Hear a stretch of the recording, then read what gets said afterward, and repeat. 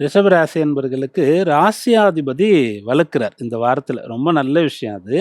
ஏற்கனவே லாப ஆதாய ஸ்தானத்தில் சனி இருக்கிறது நல்லது. லாப சனி அப்படின்னு சொல்லக்கூடிய பலன் வந்து வேற எந்த ஒரு கிரகத்தினாலும் தர முடியாத அளவுக்கு பலன்னு சொல்லலாம். அதை விட அதிக பலன் தரணும்னு சொன்னால் அதே லாபஸ்தானத்தில் ராகு வந்து இருந்தால் பலன் தரலாம். அவர் அங்கிருந்து பின்னாடி 10க்கு போயிருக்காரு.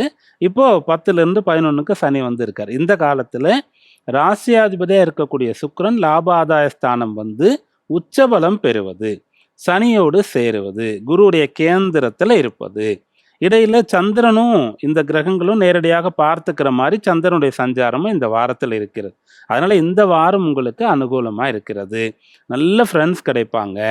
கல்யாண வாழ்க்கை பிரச்சனையாகி மனைவியை இழந்தவரோ பிரிந்தவரோ, அதே போல் வந்து கணவனை இழந்தவங்களோ பிரிந்தவங்களோ மறுமணத்திற்காக பார்த்துட்டு இருக்கீங்க அப்படின்னு சொன்னால் அந்த விஷயம் இப்போ அனுகூலமான பலனை ஏற்படுத்தும். ஏன்னா சுக்கிரன் வந்து கலத்தரக்காரகன்னு சொல்லுவோம். சனி சுக்கிரனுடைய சேர்க்கைன்னு சொன்னால் மறுவாழ்வு அப்படின்னு சொல்லக்கூடிய ஒரு விஷயம் வரும்.